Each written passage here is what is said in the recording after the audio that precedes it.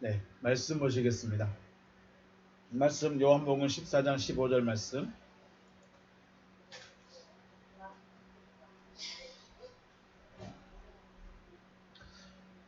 요한복음 14장 15절 같이 읽겠습니다. 시작. 너희가 나를 사랑하면 나의 계명을 지키리라.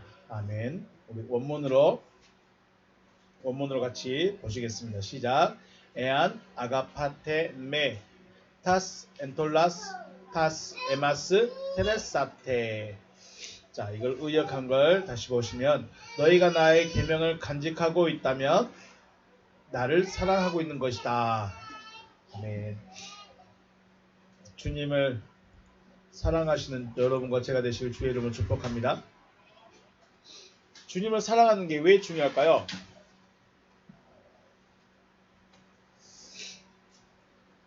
주님을 사랑한다는 것은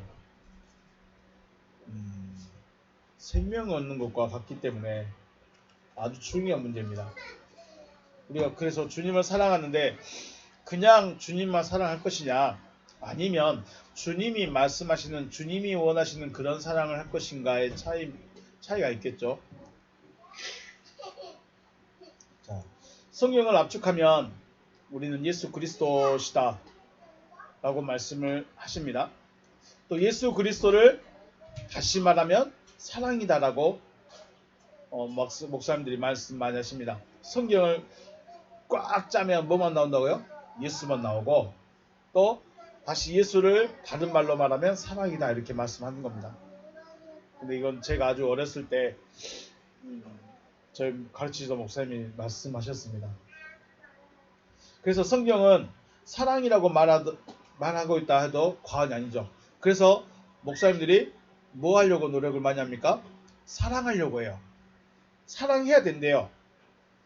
사랑을 해야 되고, 사랑하지 않으면 성도가 아닐 수도 있죠. 그래서 사랑하라, 사랑해야 됩니다 라고 많은 말씀을 하십니다.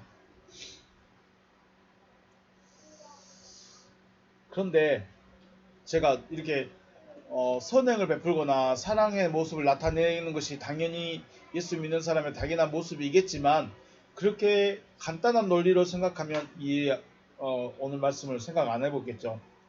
근데 생각보다 사랑이라는 것에 대해서 우리가 너무 감정적인 면에 많이 치우치지 않았나 하는 생각을 해보면서 우리 사랑이라는 것이 무엇인가 한번 고민을 해보겠습니다. 누가복음 10장 말씀에 보면 강도 만난 자의 이웃에 대해서 이야기합니다. 그런데 이 강도 만난 자의 이웃에 대해서 말씀을 하시기 전에, 비유를 베푸시기 전에 율법사가 영생 얻는 것, 영생을 얻을 수 있는 방법에 대해서 물어봅니다. 25절 보면 어떤 율법 교사가 일어나 예수를 시험하여 이르되 선생님, 내가 무엇을 하여야 영생을 얻으리까? 자, 내가 무엇을 하여야 영생을 얻으리까? 주님께 와서 물어보고 있다는 것은 주님께 뭔가 있다는 거겠죠? 그러죠. 주님께 뭐가 있습니다. 26절 예수께서 이르시되 율법에 무엇이라 기록되었으면 네가 어떻게 읽고 있느냐? 27절 대답하여 이르되 네 마음을 다하고 목숨을 다하며 힘을 다하여 주 너의 하나님을 사랑하고 또한 내 이웃을 내 자신과 같이 사랑하라 하였나이다. 예수께서 이르시되 네 대답이 옳도다. 이를 행하라. 그리하면 살리라. 아멘. 이와 똑같은 말씀을 마태복음에서는 예수님이 똑같이 말씀해 줍니다. 37절 마태복음 22장 37절 보니까 내 마음을 다하고 목숨을 다하고 뜻을 다하여 주 너의 하나님을 사랑하라. 대답은 똑같죠. 이 율법사의 대답과 예수님의 대답이 똑같습니다. 그런데 어떤 질문에 따라서 좀 다르긴 한데, 마태복음에서는 계명의 크기, 어느 계명이 큰가에 대해서 물어봅니다. 그리고 누가복음에서는 영생을 얻을 수 있는 그 방법, 영생을 얻을 수 있는 길에 대해서 물어보고 있죠. 오늘 제가 생각해보고 싶은 것은 누가복음에 있는 말씀입니다. 누가복음에서 율법사는 영생 얻는 방법, 영생 얻는 길이 무엇입니까? 라고 질문하고 있죠. 그러면 주님의 대답은 뭐라고 했을까요? 나를 믿어라. 나를 따르라. 그렇게 하면 참 쉬울 텐데 주님 뭐라고 대답했어요? 네가 율법에 무엇이라 기록되었으며 네가 어떻게 읽고 있느냐라고 다시 한번 질문하시오. 이 말씀 뭔 말일까요? 율법에 뭐가 있다는 거예요? 율법에 영생 얻는 길, 영생 얻는 방법이 있다 이거죠. 그래서 율법사는 대답을 합니다. 성경에는 율법에는 마음을 다하고 목숨을 다하고 힘을 다하여 주 너희 하나님을 사랑하고 그와 같이 내 이웃을 사랑하라 하였나이다. 그러니까 주님이 맞다. 그게 맞다. 사랑이 맞다는 거죠. 그런데 오늘 질문에는 율법사의 그 질문을 원문만 보겠습니다. 디다스칼레 선생님이여, 디다스칼레 선생님이여, 티 무엇입니까? 무엇을 해야 됩니까? 이런 의미겠죠. 의문형인데 목적이에요. 그래서 무엇을 해야 되겠죠? 호이에사스 무엇을 행하여야 합니까? 무엇을 행하여야 조엔 아이오니언 클로레노메소 상속자가 될 것입니다. 되겠습니까? 라고 물어보는 거예요. 자, 다시 한번 이어가면 내가 무엇을 행하여야 영원한 생명을 상속할 수 있겠습니까? 라고 질문한 것입니다. 우리 한글 성경하고 좀 느낌이 다르죠. 그냥 영생을 얻을 수 있겠습니까? 라고 물어보는 것과 영원한 생명을 상속할 수 있겠습니까? 클레노뎀에서 상속자가 되는 거죠. 상속자가 될 수 있겠습니까? 라고 물어보고 있습니다. 자, 다시 이 부분은 앞에서 말씀드렸으니까, 자, 율법사는 무엇을 하여서 무엇을 행함으로 영생을 얻을 것이라 여기고 있습니다. 그러면 왜 이렇게 물어봤을까요? 어떻게 해야 영생을 얻을 수 있습니까? 무엇을 행하여야 영생을 얻을 수 있습니까? 라고 질문하는 그 질문에는 바리새인들이나 율법사들은 어떤 삶을 살고 있어요? 율법의 삶을 살고 있기 때문에 자기들은 뭘 얻는다? 영생을 얻을 것이다 라는 것을 마음에 가지고 있는 거예요. 그래서 그렇게 질문한 거죠. 가끔 기자들이 대통령님이나 아니면 유명 인사들에게 질문할 때 비꼬면서 하는 질문들 있죠. 진짜 궁금해서 하는 질문이 아니라 자기도 다 알고 있으면서 비꼬면서 하는 그런 질문들, 그런 내용이지 않을까 생각합니다. 자기는 다 지키고 있거든요. 율법에서 말하고 싶어하는 것들 율법에서 말하고 있고 율법이 뭘 말하고 있는지도 알고 있기 때문에 자기도 그렇게 하고 있다는 거예요. 그래서 나는 영생을 얻을 수 있다. 나같이만 살아가면 영생을 얻겠죠 라고 지금 주님께 어쩌면 확인해 보지 않나, 그런 의미가 아닐까 생각해 봅니다. 그래서 주님은 이 율법사에게 율법에 무엇이라 기록되어 있으면 네가 어떻게 읽느냐라고 다시 한번 물어보시죠. 여러분, 성경이 여러분에게 뭐라고 하시던가요? 여러분 성경 많이 읽잖아요. 성경이 여러분에게 뭐라고 하시던가요? 무엇을 찾았고 무엇을 구하고 무엇을 얻어야 된다, 아니면 어느 길로 가야 된다, 뭐라고 하시던가요? 성경이 여러분에게 뭐라고 하시던가요? 성경이 여러분에게 뭐라고 하는 걸 찾았나봐요? 그냥 읽으라고 하니까 열심히 읽고 있으면 아무것도 못 얻습니다. 주님이 너는 율법에 무엇이라 기록되어 있고 너는 성경을 어떻게 읽느냐, 너는 성경을 어떻게 읽느냐, 너는 어떻게 읽고 있느냐, 이 질문이 굉장히 좀 무서운 질문입니다. 너 그거 찾았냐? 너 성경 보면서 정답 찾았냐? 이거예요. 너 성경을 보면서 하나님이 진짜로 말하고 싶은 한 가지 찾았냐? 찾아냈느냐? 무서운 질문이죠. 못 찾았는데요. 100번 읽었는데도 못 찾아요. 어떻게 해요? 여러분 찾으셨습니까? 이 율법사는 대단한 게 그거죠. 주님이 원하는 대답을 딱 해버리는 거죠. 하나님을 사랑하고 이웃을 사랑하는 겁니다. 그러니까 쉽게 말해서 율법사가 성경을 그냥 대충 보는 사람이 아니라는 거예요. 그냥 대충 신앙생활 하는 사람이 아니라는 거예요. 굉장히 철저하게 하고 있다는 거예요. 우리는 이걸 찾아낼까요? 이건 성경이 기록되어 있으니까 우리가 찾지, 우리가 창세기부터 말라기까지 읽으면서 이런 말씀 찾아낼 수 있을까요? 아, 성경 이야기 진짜 신기하네. 뭐 홍해 바다를 건너고 광야를 건너고 구름 기둥이 같이 다니고 불 기둥이 같이 신기한 일이네. 신기한 현상으로만 보고 있지. 거기에서 무엇을 말하고 싶어 하는지를 우리는 찾는 것이 너무 어렵습니다. 왜 그럴까요? 항상 말씀드리지만 우리는 육신의 생각, 내 가치관, 내 믿음대로만 그걸 보고 있는 거예요. 하나님이 왜 그렇게 했고 왜 그렇게 하셔야 됐고 그것이 무슨 의미인지 하나님이 왜 하셨는가에 대해서는 생각을 하지 않는 거죠. 우리가 아이들에게 사탕 사주면 인기 얻을까요? 못 얻을까요? 인기 없겠죠. 그런데 사탕 잘 사줘요? 안 사줘요? 잘 안 사줘요. 왜 안 사주죠? 네, 너무 길들여지면은 안 좋죠. 죄송합니다. 누가 저를 쳐다보고 있네요. 많이 사주고 있다고. 네, 그래요. 엄마 아빠의 마음은 사탕이 너무 길들여지지 않기를 바라는 거예요. 그래서 조금 가끔 어쩌다 한 번씩 해주는 거예요. 근데 아이들은 그 마음 알아요 몰라요? 에이 우리 아빠는 나 미워한가 봐. 사탕도 안 사주네. 우리 엄마는 나 진짜 싫어한가 봐. 과자도 안 사주네. 그러면 엄마 아빠 마음을 아는 거예요 모르는 거예요? 모르는 거죠. 불기둥이 같이 가고 만나가 아침마다 내려오는데 야 편하네. 가만히 따라만 가도 먹고 살만 하겠네. 이러고만 있으면 하나님 알 수 있을까요? 모를까요? 평생 가도 모르는 거예요. 하나님이 저걸 왜 저렇게 낮에는 구름기둥으로 갔다가 밤에는 불기둥으로 변하고 다시 만나고 오고 메추라기가 오고 물이 솟아나고 이거 왜 이렇게 하고 있을까? 알아야 되겠죠. 주님이 율법사에게 네 대답이 옳도다. 맞다는 거예요.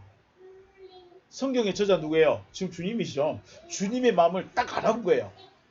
율법사가 지금 주님 자신이 2000년 전에 했던 그 말의 핵심을 율법사가 딱 찝어주는 거예요. 맞다.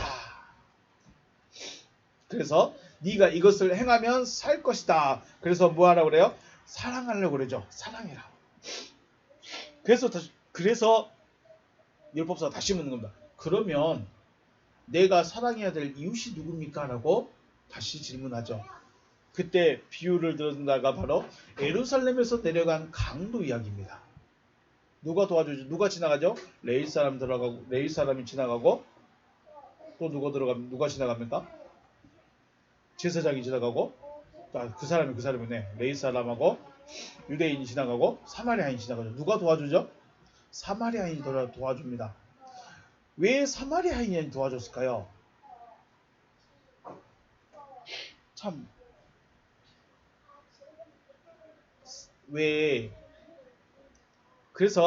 그렇습니다. 그래서 강도 만난 자에 있어서 이웃은 누구예요? 사마리아인이죠. 자기를 도와준 사람이 이웃이라 이거예요. 그래서 주님도 그래 그럼 너도 그렇게 하라는 거죠. 또 율법사에게 또 물어보고 또 대답해주죠. 너도 가서 그렇게 해라. 그렇게 하시죠. 그러면 저와 여러분의 이웃이 있어요 없어요? 여러분의 이웃이 누구예요?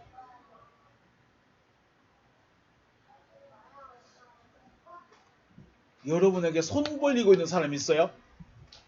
여러분에게 와서 저 좀 도와주세요. 저 좀 도와주세요. 하고 계신 분 계셔요? 안 도와주면 여러분은 그 사람 이웃 아니고 그렇게만 생각하시죠.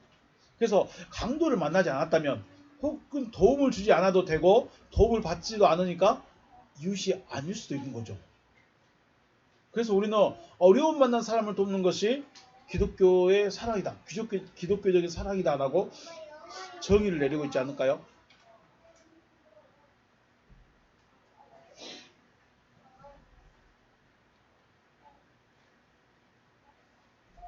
강도 만난 자를 도와주고 어려움 만난 자를 도와주고 힘든 사람을 도와주어야만 내가 그 사람의 이웃이고 그 사람도 나를 이웃으로 생각하고 내가 주님이 말씀하시는, 주님이 율법사에게 행하라고 했던 그 일을 내가 지금 하고 있는 거예요.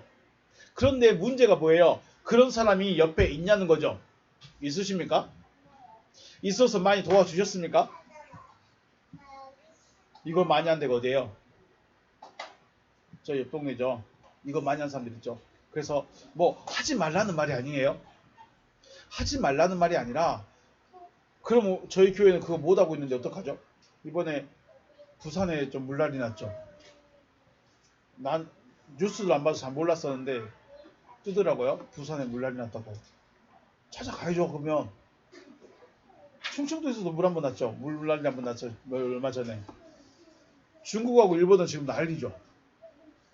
저희 교회는 너무 약해서 못 하고 있는데, 그럼 저희는 기독교적인 사랑을 전혀 못 하고 있네.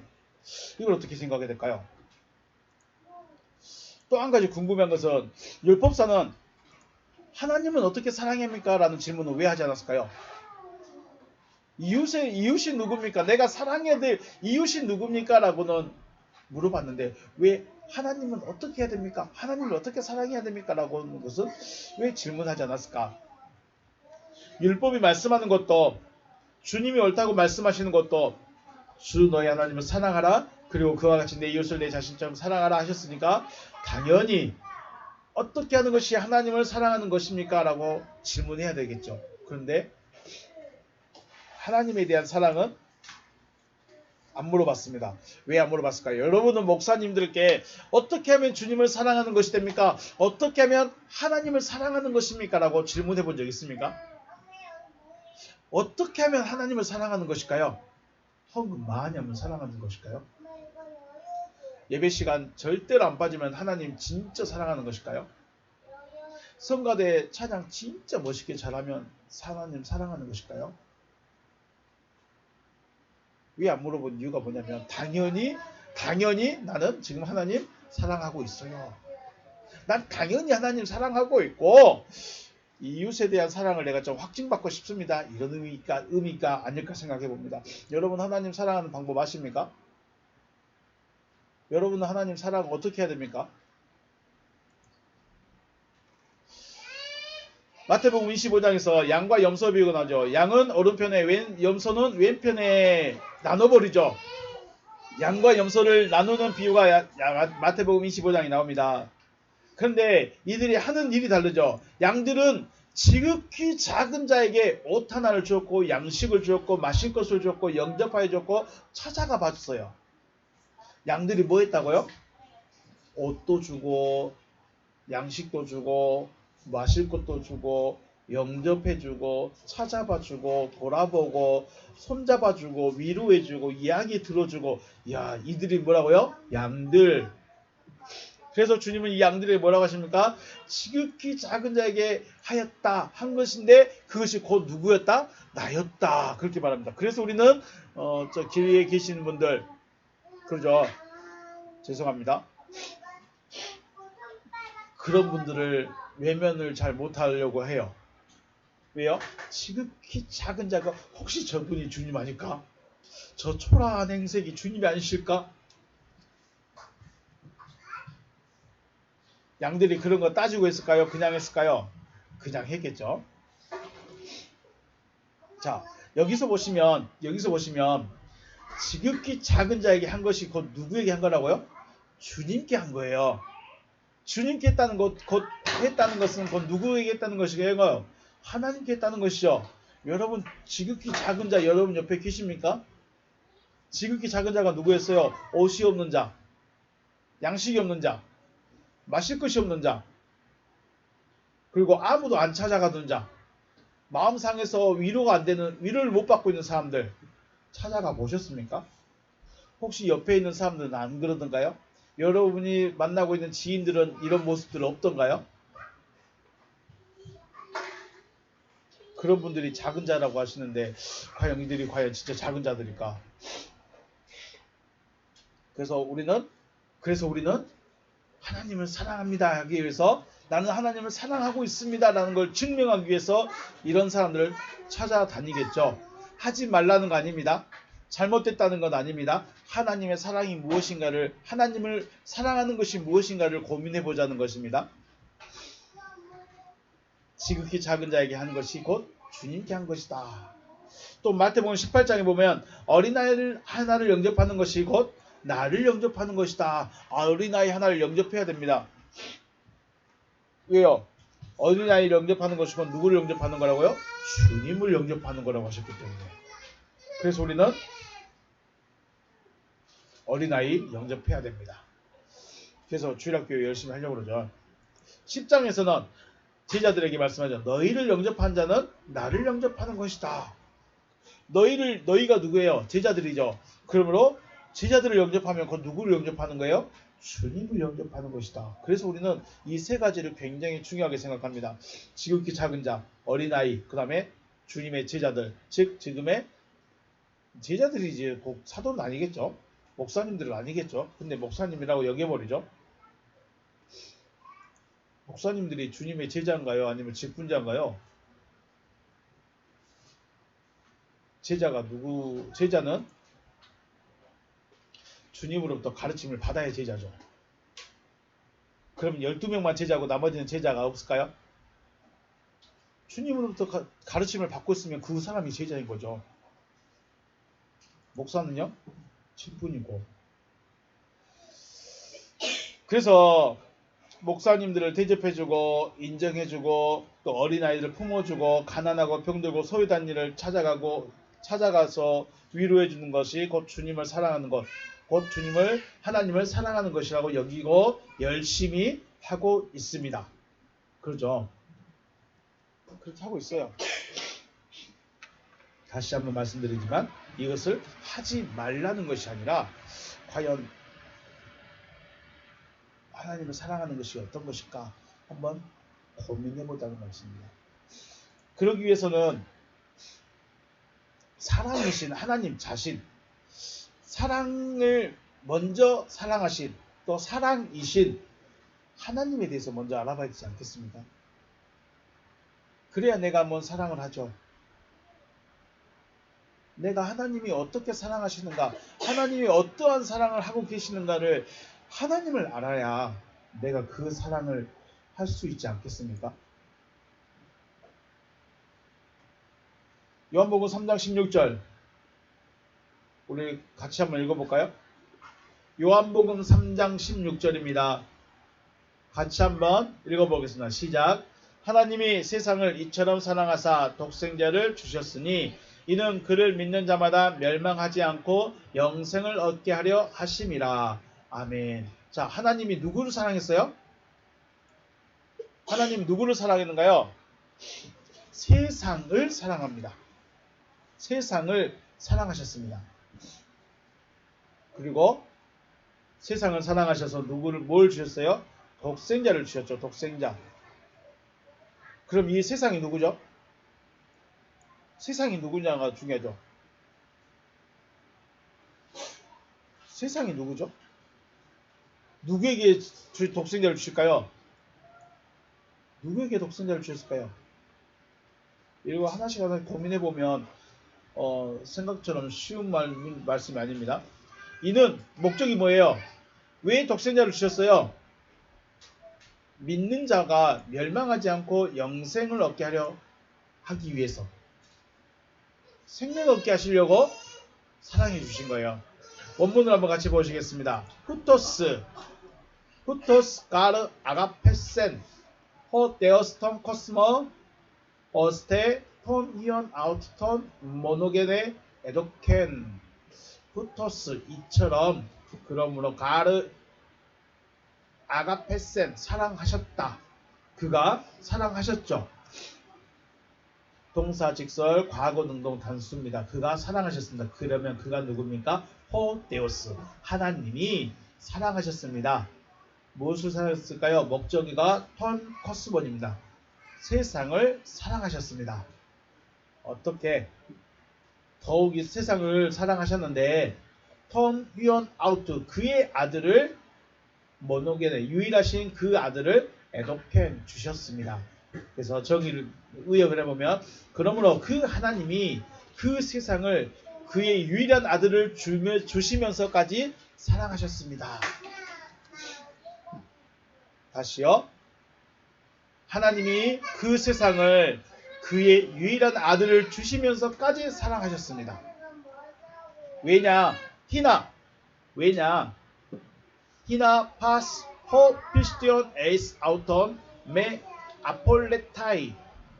믿는 자마다 파스 모든 호 피스티온 그가 그 믿고 있는 자 에이스 아우톤 메 아폴레타이 아들을 그러니까 이 아우톤이 아들을 칭합니다. 그래서 아들을 믿고 있는 그는 멸망하지 않고 알 에케조엔 아이오니온 생명 영원한 생명을 얻게 하려고 이렇게 되어 있습니다. 그래서 아들을 믿는 모든 자가 영원한 생명을 얻어 멸망하지 않게 하기 위해서 아들을 주셨습니다. 그러면 여러분이 딱 이 3장 16절만 봐서 하나님의 사랑은 뭐예요? 하나님의 사랑은 뭐예요? 아들을 주신 이유가 이기죠. 아들을 주신 이유가 하나님의 사랑의 목적이죠. 이것 때문에 사랑을 하신 거예요. 뭐죠? 생명 얻는 거죠. 하나님은 자기 아들을 세상에게 주어서라도 그 세상이 생명을 얻게 하려고 자기 아들을 주면서까지 이 세상이 살아있기를, 살아나기를, 생명 얻어지기를 바라는 것이 누구예요? 하나님이시죠. 하나님의 사랑은 이거란 거예요. 한마디로 생명 주시는 거예요. 다른 거 없어요. 그런데 우리는 다른 것 찾아요. 하나님의 사랑은 독생자를 주신 것으로 나타나고 그 결과, 그 목적은 세상이 뭘 얻는 거예요? 생명 얻는 겁니다. 우리의 기도에 응답해 주시거나 우리의 필요를 채워주시는 것이 하나님의 사랑이 아니라 하나님의 독생자를 세상에게, 이 세상이 누구냐는 거죠. 세상에게 주시는 것이 하나님의 사랑입니다. 그러면 이 세상이 누구예요? 교회 안 다니는 사람들이에요? 아니면 이 우주예요? 아니 지구예요? 지구 위가 세상이에요? 그래서 세상이 누군지도 알아야 돼요. 세상은 누가 세상이죠? 아담이 에덴 동산에서 쫓겨난 후부터가 창세예요. 창세는 언제의 창세예요? 아담이 에덴 동산에서 쫓겨날 때부터 창세예요. 그러면 결국 세상이라는 것은 누구예요? 하나님으로부터 벗어나 있는 아담이 누구예요? 그가 세상인 거예요. 그러면 하나님이 이 아담을 다시 살리려면 어떻게 한다고요? 아들을 보내야 돼요. 누구한테? 아담에게.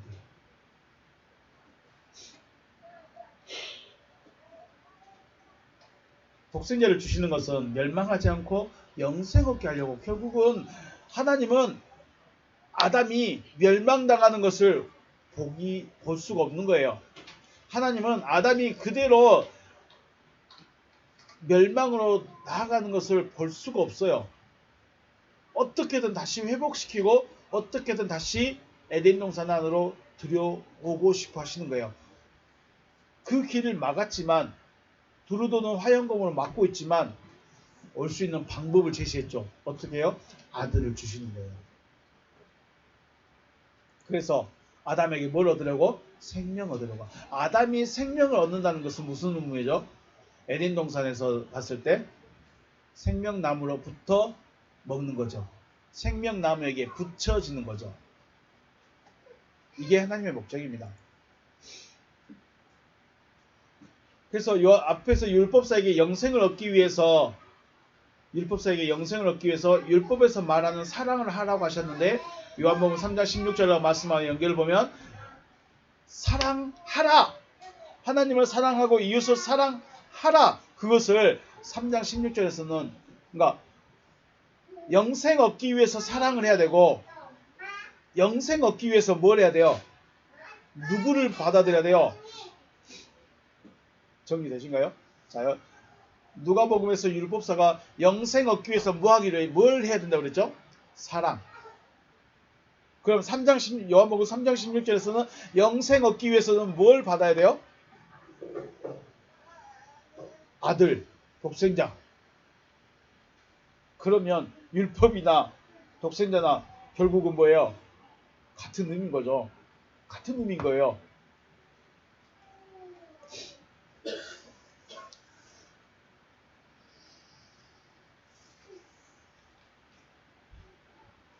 여러분 독생자 받으셨습니까?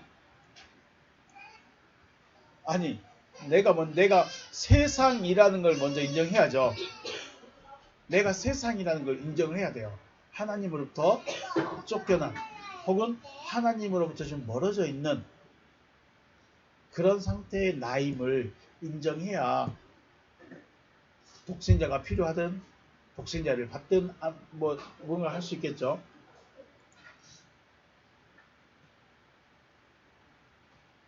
율법사는 영생을 얻기 위해서 사랑을 해야 되고 요한복음 3장 16절에서는 영생을 얻기 위해서 뭘 해야 된다고요? 독생자를 받아야 된다. 기억하시기 바라겠습니다. 그럼 율법에서 말하는 대로 사랑을 하는 것이나 독생자를 받는 것이나 내용상으로는 같네요. 그럼 난 사랑 안 하고 독생자만 받을래요.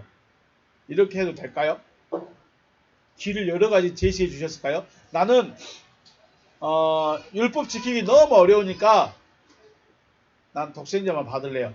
예수여 나에게 오시옵소서 하고만 있을래요. 그럼 될까요? 아니면 난 예수가 내 안에 오기 힘드니까 나에게 오시기 힘드니까 난 율법 지킬래. 둘 중 한 가지만 하면 되겠지. 그럼 될까요? 생각해 보시기 바라겠습니다. 요한일서 4장 9절 하나님의 사랑이 우리에게 이렇게 나타난 바 되었으니 하나님이 자기의 독생자를 세상에 보내심은 그로 말미암아 우리를 살리려 하심이라. 자, 여기서도 말씀을 자세히 보십시오. 하나님이 자기의 독생자를 어디로 보냈어요? 세상에 보냈어요. 그런데 세상을 보내심은 그로 말미암아 우리가 뭐였어요? 우리가 곧 누구였어요? 세상이었다는 거예요. 우리가 세상이라는 거예요. 원문 보시면 n 투토 여기 보시면 n이라고 되어 있어요. n 전치사는 기본적으로 어디 안에 이런 의미에서 이런 뜻을 가지고 있죠. 그러면 투토 그의 안에서 그가 뭘까요? 투토 에프아네로데 나타나다 확실하게 나타났어요. 그냥 나타난 정도가 아니에요. 에프아네로데 확실하게 나타났어요.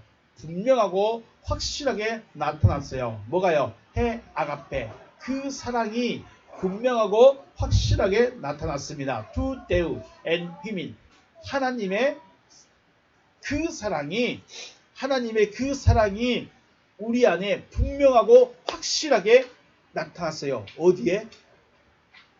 엔 휘민 우리 안에.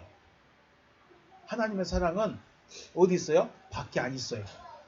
하나님의 사랑은 물질적인 것도 아니에요. 하나님의 사랑은 물리적인 것도 아니에요. 하나님의 사랑은 손에 잡히거나 눈에 보이거나 이런 것들이 아니라는 거예요. 어디 있어요? 엔 휘민 우리들의 안에.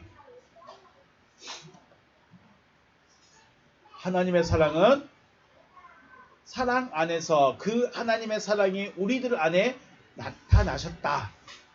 분명하고 확실하게 나타났습니다. 그러면 우리도 어떻게 될까요? 나타나야 돼요. 여기 에파네로데가 확실하고 분명히 나타났다는 말인데 과거이고 수동태입니다. 그러면 과거 언제부턴가 우리 안에 들어와 있어야 돼요. 그가 주셨어요. 이미 하나님이 그 사랑을 우리 안에 넣어버렸어요. 근데 우리 알아요 몰라요? 모르죠. 모르면 어떻게 될까요? 안 받았으니까 모르겠죠.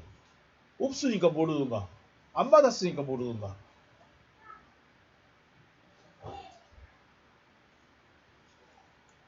확실하게 나타났으면 여러분들도 확실하게 아는 은혜가 있길 바라겠습니다. 하나님의 사랑이 과거 언젠가 이미 하나님이 우리에게 넣어버렸어요. 어디에다가?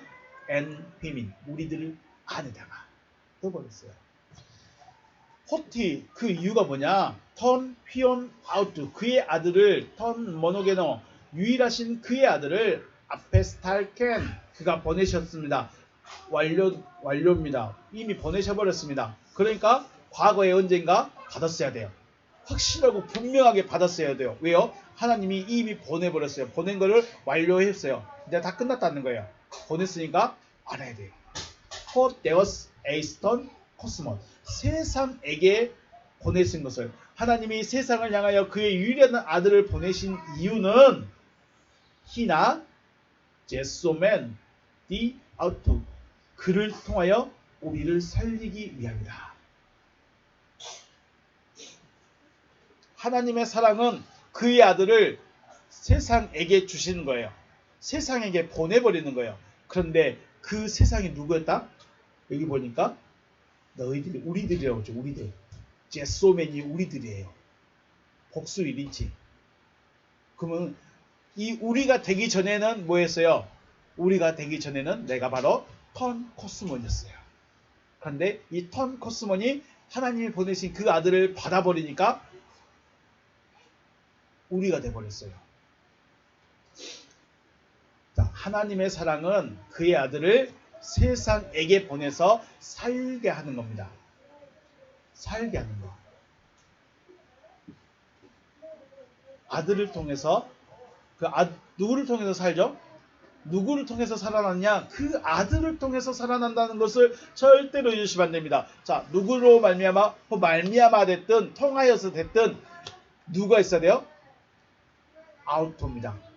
그 아들을. 여기 보면 소유격 단수 3인칭이 자기의 아들, 목적격이 되어버리죠. 그를 통하여, 아들을 통하여 우리를 살립니다. 자, 하나님께서 그의 유일한 아들을 우리에게 보내셨다고 하십니다. 마찬가지로 그 이유는 아들을 통해서 우리를 살리시려고 보내셨습니다. 자, 하나님은 사랑이십니다. 하나님의 사랑은 뭘 주는 데 있습니까? 생명을 주는 데 있습니다. 생명, 살아나게 하는 데 있는데 그 방법이 뭐였어요? 하나님의 사랑은 생명으로 나타나게 하시는데 그 방법이 아들을 보내는 거예요. 그 방법이. 그의 아들을 우리 안에다가 보내버리는 겁니다.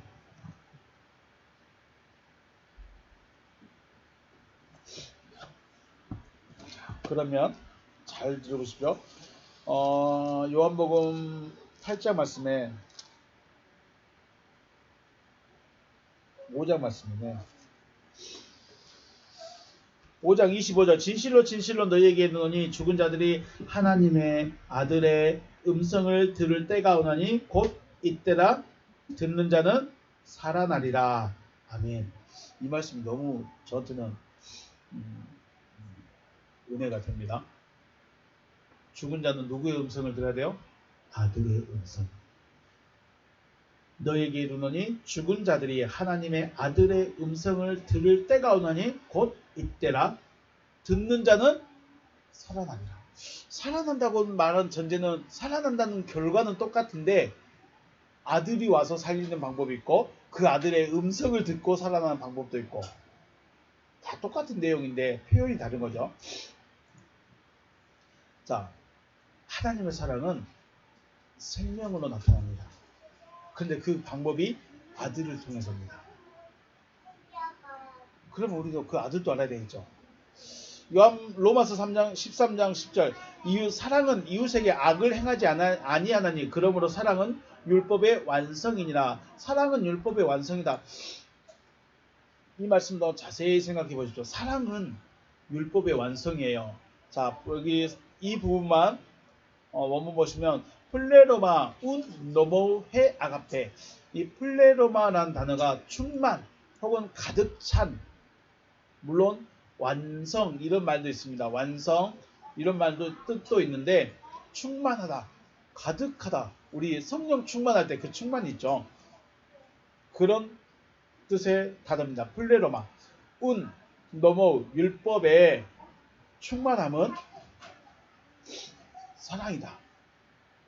다시 사랑은 율법에 충만합니다. 율법이 가득 차게 되면 사랑이라는 거죠. 하나님의 사랑을 하다가 갑자기 웬 율법 이야기가 나오냐 생각을 해보셔야 됩니다. 하나님은 사랑이시고 율법이 완성되어진 자는 뭐예요? 그 사람이 사랑인 거예요. 하나님도 사랑인데 율법이 완성된 사람, 율법이 가득 채워진 사람은 그 사람도 사랑인 거예요. 그건 뭔 말이에요?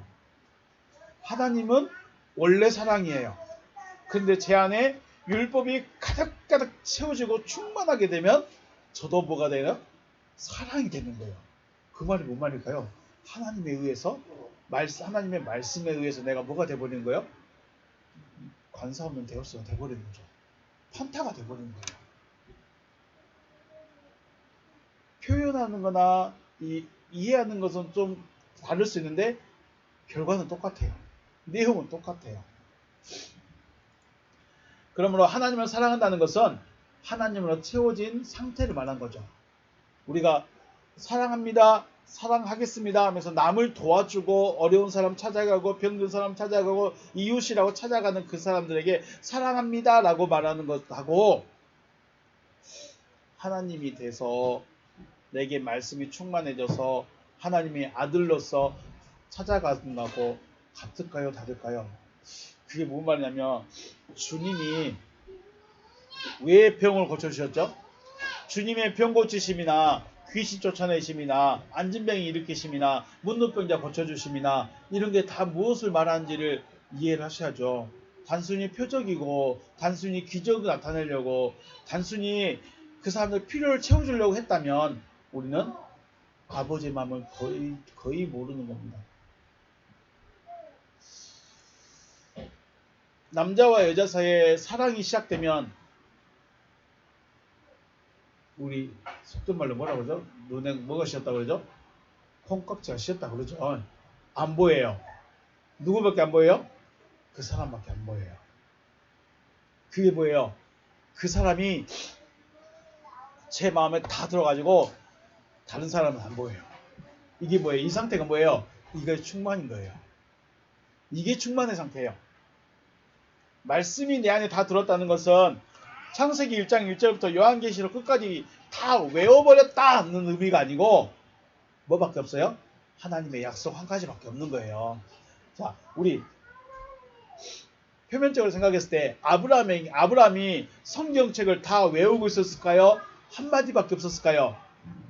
아브라함에게 뭐밖에 없었어요? 내가 너의 자손을, 너의 상속자를, 너의 아들을 하늘의 별같이 많게 해주겠다. 이 한마디밖에 없죠. 이거밖에 없어요. 그런데 이 말씀이 아브라함의 온 마음을 가득 채워버렸어요. 다른 거 생각을 못합니다. 다른 말을 들을 수가 없어요. 다른 말이 안 들려져요. 그 상태가 뭐라고요? 충만한 상태예요. 내가 성경을 많이 외웠다고 해서 충만한 게 아니라 오직 하나님의 말씀 한마디가 됐든지 점 하나가 됐든지 하나님 하나가 내 안에 다 들어와버린 상태. 그래서 나를 가득 채워버린 상태. 이 상태가 뭐예요? 충만인 겁니다. 성령 충만하니까 맨날 성령만 받고 있으면 받아질까요? 안 받아져요. 근데 그 성령으로 가득 채워진 상태가 충만이죠. 말씀 충만은 뭐예요? 창세기 1장 1절부터 달달달달 외워버리는 게 말씀 충만이 아니라 한 말씀이라도 하나님의 말씀 한마디가 내 안에 가득 채워버리는 겁니다. 그래서 다른 말씀 안 들려, 다른 사람 말 안 들려, 다른 사람 안 보여, 주님만 보여, 말씀만 보여. 그 말씀만 갖고 사는 거예요. 이게 뭐예요? 충만이에요. 뭐가 많아가지고 충만이 아니라 그 하나가 내 마음을 다 채워버린 거예요. 주님을 사랑한다는 것도 이와 같은 것이라 생각됩니다. 하나님을 사랑하십니까? 하나님의 사랑을 알아야 내가 하나님의 사랑을 하게 됩니다. 이웃을 사랑한다 그러면 처음에 시작할 때 강도 만난 자가 이웃에게 뭘 해줬을까요? 주님이 해줘야 될 일을 해줬죠. 거의 죽게 된 그 사람을 살려줬어요. 온전하게 해줬어요. 그러면 우리는 가서 손잡아주는 게 목적이 아니라 그 사람을 어떻게 해줘야 돼요? 온전하게 해주는 거예요. 온전하게 해주는 게 뭐예요? 생명을 넣어주는 거죠. 우리는 이제 성경의 모든 비유는 다 거기로 가지 않겠습니까? 살리는 데 목적을 둬야죠. 도와주는데 내가 가서 손잡아주는 게 목적이 아니라 그 사람에게 생명을 넣어주는 게 이제 유일한 목적입니다. 주님은 병도 고쳐주고 바람도 잠잠케 해주고 뭐 많은 기적도 보여주고 표적도 보여주는 거, 그 보여준 이유가 뭐냐? 왜 병자를 고쳐주셨느냐? 왜 가서 위로해주고 손 잡아주셨느냐? 뭐 해주려고? 온전케 주려고. 온전하게. 그러면 단순히 강도 만나고 병들고 찾는 이 없고 외롭고 힘들고 외로운 그 사람들 찾아가는 것이 문제가 아니라 강도 만난 자가 누군지를 알아야 찾아가죠. 강도는 언제 만났어요? 예루살렘에서 내려가면 만납니다. 예루살렘이 어디예요? 쉽게 말해서 에덴 동산에서 쫓겨난 사람이 강도 만난 자예요. 강도 만나요. 하나님으로부터 멀어져 있는 그 사람, 죽어 있는 그 사람들 다 강도 만난 거예요. 그런데 정작 자신은 강도 안 만났다는 거죠. 온전하니까. 나는 강도 만난 적도 없고 하나님을 떠나본 적도 없고 말씀을 벗어난 적도 없어. 나는 잘하고 있어. 이를 해버리면 답이 안 나오는 겁니다. 자, 오늘 본문의 말씀 다시 한번 가보면 요한복음 14장에서 요한복음 14장 15절 너희가 나를 사랑하면 나의 계명을 지키리라. 다시 한번 의역하면 나의 계명을 지키고 있는 자가 나를 사랑하는 것이다. 그러면 주님을 사랑해야 되는데 어떻게 사랑해요? 계명을 지키는 거죠. 계명이 뭐예요? 안에서 이루어진 거라고 그랬죠.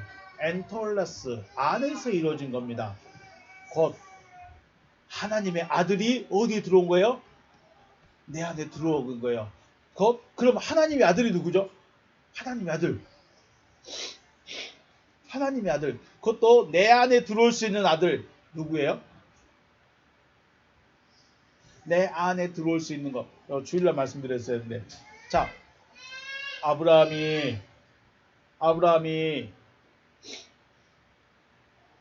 아브라함 안에 들어오신 분은 누구예요? 아브라함 안에 들어오신 분이 하나님이신가요? 말씀이신가요? 말씀입니다. 내 안에 들어오는 분도 누굴까요? 말씀입니다. 말씀입니다. 하나님의 아들은 우리가 생각하는 못 자국 갖고 있고 옆구리에 못 자국, 손바닥에 못 자국 있고 머리에 가시멜류관 자국 있는 그분이 아니라 뭐라고요? 말씀입니다. 우리는 그분 기다리면 10번, 100번 죽었다 일어나 깨나도 못 만납니다. 왜요? 그분 안 오니까. 그분 안 오셔요. 누가 오셔요? 말씀을 오셔요. 말씀이. 그런데 우리는 그 말씀을 그냥 설교 한 편으로 끝내버리니까 안 들리는 거예요. 여기 있네요. 저는 여자가 아니라서 여성분이 아니라서 잘 모르겠습니다. 저 남자가 내 남자다. 혹은 저 여자가 내 여자다. 어떻게 할 수 있을까요? 운명처럼 다가오면 할 수 있을까요? 이거는 운명처럼 다가온다는 것은 사람들의 감정이고 주님은 계명을 간직하고 있는 상태이기 때문에 주님을 아는 겁니다.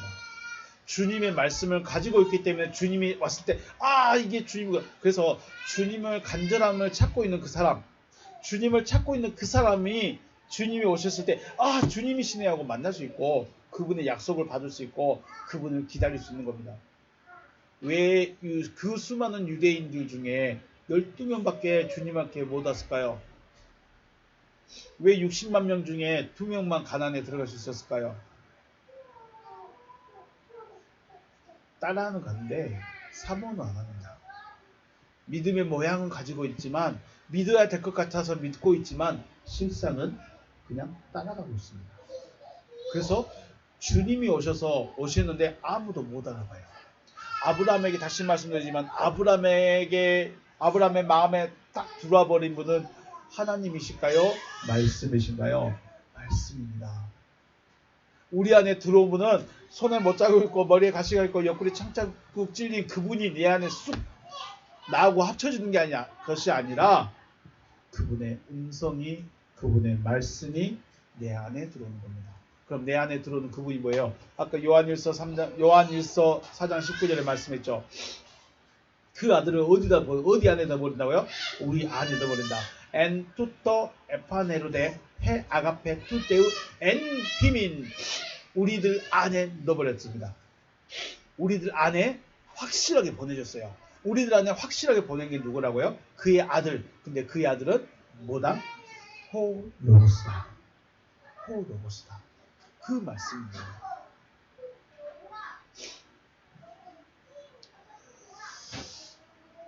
그 말씀을 간직하고 있어야 하나님의 사랑이고, 그 다음에 그 말씀을 간직하고 있어야 주님을 사랑하는 것이 되고, 그 다음에 16절에 뭐라고 합니까? 주님을 사랑하니까 보혜사가 오겠다는 거죠. 말씀을, 약속을 가지고 있으니까 약속대로 누가 오시는 거예요? 약속하신 그가 오시는 겁니다. 그가 다른 이름으로 오실 뿐이지 그분이 그분인 거예요. 그분이 그분이에요. 주님이 내가 다시 올게 약속 하나 가지고 있으면 그분이 약속하셨으니까 그분이 오시는 겁니다.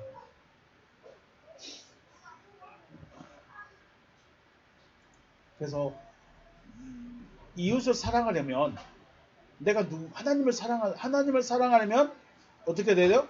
하나님 한 분이 내 안에 채워져야 돼. 하나님을 사랑하려면 어떻게 돼요? 하나님이 내 안에 채워져야 돼. 그럼 하나님을 어떻게 채워요? 그 말씀 하나만 생각하면 돼요. 그 말씀 하나만 받아서 내 안을 가득 채워버리면 난 그분만 보는 거예요. 마치 제가 제 아내를 만났을 때 제 아내가 처음부터 제 안에 쏙 다 들어와서 걱정이 안 돼 버린 것처럼. 이 아가씨다. 끝났습니다. 그때. 왜요? 제 안을 채워버렸어요. 다른 사람이 안 보이고 다른 이야기가 안 들립니다. 왜요? 제 안을 채워버렸기 때문에. 마찬가지입니다. 하나님 사랑하십니까? 그러면 하나님의 말씀이 여러분 마음에 한 가지로만 채워져야 돼요. 이 말씀 들어보고 저 말씀 들어보고 이 생각도 해보고 저 생각도 해보고 이런 거는 충만이 아니죠. 채워진 게 아니에요. 이것도 맞을 것 같고 저것도 맞을 것 같고 이 목사님 말씀도 맞고 저 목사님 말씀도 맞고 안 채워진 거예요. 충만이 아니에요. 하나님 어떻게 사랑한다고요? 말씀이 내 안에 가득 채워졌을 때 하나님을 사랑하는 겁니다. 그러면 16절에서 다른 보혜사가 올 것이다. 근데 그분이 그분이죠. 그분이 그분이에요. 주님 사랑하시면 주님이 나에게 하신 말씀으로 가득 채우시길 주의 이름으로 축복합니다. 하나님을 사랑하는 방법은 이거밖에 없어요. 내가 제 아내를 사랑한다면 제 아내가 제 마음에 제 아내밖에 없어야 돼요. 다른 사람 있으면 돼요? 안 돼요? 안 돼요. 다른 사람 생각도 안 나면 안 되고 아무것도 하면 안 돼요. 누구만 있어야 돼요? 제 아내만. 하나님 사랑하십니까? 그럼 여러분 마음속에 누구만 있어야 돼요? 하나님만 있어요. 근데 하나님이 제 안에 어떻게 들어오죠? 감정적인 사랑하면 안 됩니다. 짝사랑하시면 안 됩니다. 자, 제가 진짜 하나님 사랑한다니까요. 이건 뭐예요? 짝사랑. 그럼 진짜 하나님과 나의 약속에 의한 사랑은 뭐예요? 하나님의 말씀이 내 안에 딱 들어오면 이게 내가 사랑하시는 분의 약속이구나 하고 꽉 붙잡고 있으면 그분과 내가 지금 서로가 사랑하는 거. 누구와 누구처럼? 춘향이와 이몽룡처럼. 죄송합니다. 춘향이와 이몽룡처럼 약속 하나 붙들고 그냥 그렇게 사는 거예요. 하나님 사랑하시길 주의 이름으로 축복합니다. 하나님을 사랑한다는 것은 그분의 약속을 내 안으로 가득 채워버리는 거예요. 그래서 다른 사람 소리가 안 들려. 다른 말씀이 안 들려. 다른 데 눈이 안 돌아가. 그래야 그분이 오시는 거예요. 그래야 그분이 오실 수 있는 거예요. 그래야 그분이 오셨을 때 착하고 충성된 종 아니면 진짜 내 이쁜 신부 이렇게 말하는 거죠. 주님을 사랑하는 마음이, 주님의 말씀이 여러분의 심령을 가득 채우시길 주의 이름으로 축복합니다. 다른 말씀이 안 들려지시길 주의 이름으로 축복합니다. 주님의 약속 한 가지만 가지고 있길 주의 이름으로 축복합니다. 그럼 주님 사랑하는 거예요. 그럼 되는 거예요. 여러분 안에 어떤 말씀이 채워지고 있습니까? 여러분 안에는 어떤 약속이 채워지고 있습니까? 약속도 없는데 주님 사랑하는 거, 내가 주님 진짜 사랑한다니까. 그거 뭐였다고요? 제가 진짜 짝사랑을 진짜 오래 했네요. 주님을 짝사랑을 너무너무 오래 했어요. 약속도 없이 사랑한다고 소리만 지르고 있었어요. 나만 사랑하고 있었어.